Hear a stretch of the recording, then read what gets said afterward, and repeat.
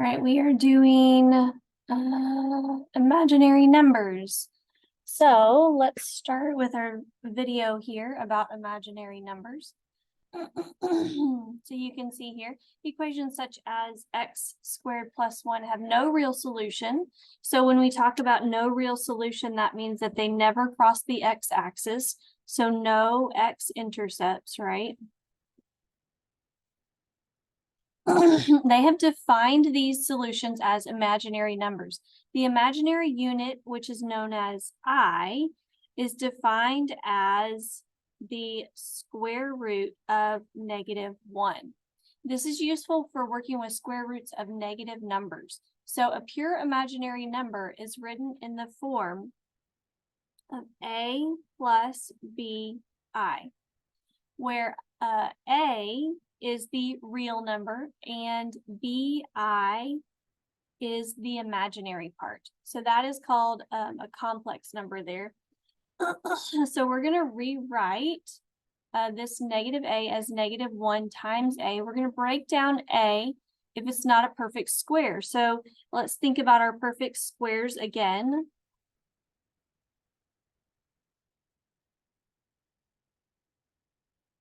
Our perfect squares are 1, 4, 9, 16, 25, 36, 49, 64, 81, and 100. There are more, but I'll stop there.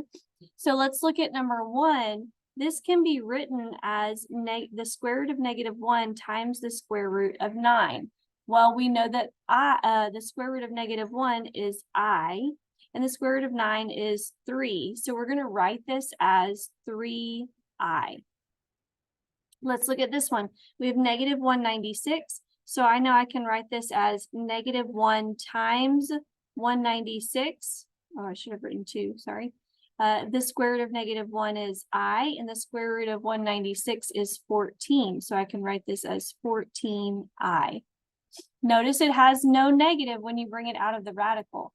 All right, the square root of 5, or -5, can be written as the square root of -1 times the square root of 5. Notice that 5 is not in our perfect square list. So there's not a perfect square for 5. So we just write it as I times the square root of 5. All right, let's look at this number 80 here, or this number 4. We can write this as the square root of I, or -1, times the square root of 80. 80 is not one of our perfect squares, so I want to think of the largest perfect square that goes into 80, and it is 16. So I can write this as the square root of -1 times the square root of 16 times the square root of 5. Notice that 16 times 5 equals 80, and 16 is the largest square that goes, perfect square in my list of perfect squares, that goes into 80. So the square root of -1 is I, the square root of 16 is 4, and there's not a square root of 5. So let's put this all together. We're going to write it as 4I times the square root of 5. And that is your final answer there. All right, let's look at this 32. We're going to write it the same way. Square root of -1 times the square root of 32. I'm looking for the perfect square that goes into 32. So this is the square root of -1 times, let me say 16 times 2. That's the largest perfect square that goes into 32. Square root of 16 is 4.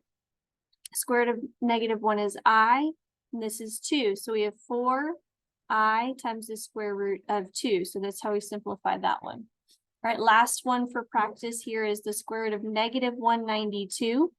So this is the square root of -1 times the square root of 192. I'm going to break 192 down into perfect squares. I think 49 goes into it. Nope. How about 64? 192 divided by 64 is 3. Yeah. All right. So this is the square root of -1 times the square root of 64 times square root of 3. Notice that 64 times 3 is 192. We don't take them out of the radical yet, only when you take the square root of that number. So I know this is I, this is 8, and there's not a square root of 3, so it stays inside. So we have 8i times the square root of 3. All right. These are your practice questions below. If you're choosing to do that, actually, yes, please do that.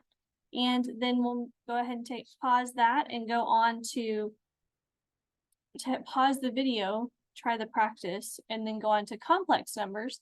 The standard form of a complex number, notice that we have it written up here, is a plus bi, like we wrote in the other one. We're going to simplify the expression below. So we add them just like they are like terms. They're not like terms in like real numbers and imaginary numbers cannot be combined because they're not like terms. However, imaginary numbers can be combined with other imaginary numbers. So anything with an I, think of that like an X, and you can combine it with other I values. So here, if we're just adding, it doesn't change the sign if we distribute that. So this is a negative 11 plus 3i plus 9 plus 2i. So I'm going to find my like terms. Negative 11 and 9 are like terms, so that becomes negative 2. 3i and 2i are like terms. So I'm going to add the numbers that are in front. So this becomes 5i, and that's your final answer there, because it's also written in the a plus bi, right? That's how we want to write it. All right, again, we're adding, so signs don't change when we take them out of the parentheses. So we have 4 plus I plus 7 minus 5i. Let's find our like terms. 4 and 7 are 11.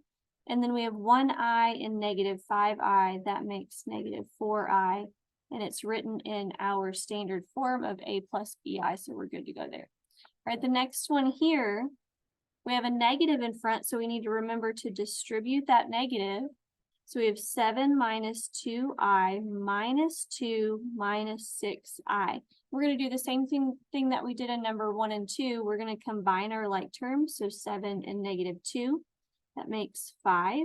And negative 2 and negative 6 is negative 8i. We write it in standard form, real number, and then imaginary number. All right, let's do this one. We're distributing here, but we don't distribute. If we distribute the positive, it doesn't change our sign. Negative 14 plus I, so plus 5 minus 3i. So let's find all of our like terms that are our real numbers. Negative 14 and negative 5, that's negative 9.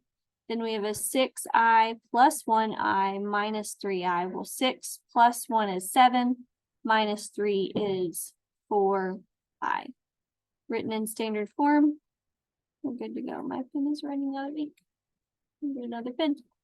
All right, next one here, number 5. When we do multiplying operations, think about foiling or distributing. We love foil. All right, so we're going to multiply here. This one's not a foil. This one's just distribute. When we square I times I equals I squared. And I squared, if you think about that, negative 1 times the square root of negative 1 times the square root of negative 1, that is negative 1.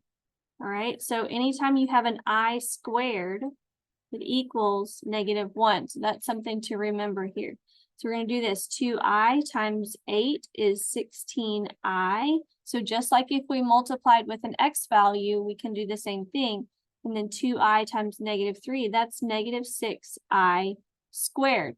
I'm going to replace this I squared with a negative 1 because I squared equals negative 1. So we have 16i minus 6 times negative 1. So when we multiply these, now we get 16i plus 6. Now, if you notice back up here, we need to write it in a plus bi. So final answer, 6 plus 16i. All right, let's try another one.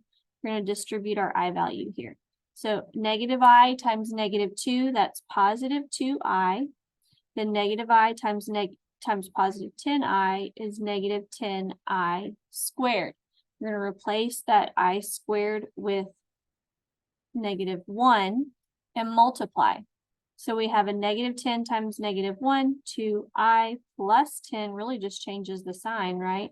We're going to write it in standard form, 10 plus 2i. All right, number 7, we can do box method here if you would like, where they go on the outside. 7 plus I and 4 minus I. So 7 times 4 is 28. 4 times I is 4I. 7 times negative I is negative 7I. And I times negative I is negative I squared.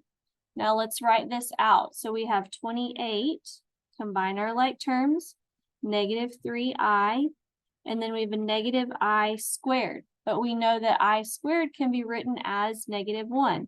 So 28 minus 3I minus negative 1, that becomes plus 1. So we have a little bit more work to do. 28 minus 3I plus 1.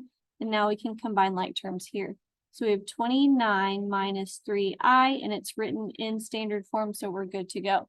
But let's try this one. We'll do the same thing. FOIL 2 minus 4I, negative 5 minus 3I. So we have 2 and negative 5 is negative 10. Negative 5 and negative 4 is 20I. 2 and negative 3 is negative 6I. And negative 3, negative 4 is 12I squared. So let's write it out. Negative 10, combine our like terms, plus 14I plus 12I squared. And we know I squared is the same as negative 1. So we replace that with a negative 1, multiply. So we have negative 10 plus 14I minus 12, and we can continue to combine like terms there. Negative 22 plus 14I. Try the practice ones below and then see how those go.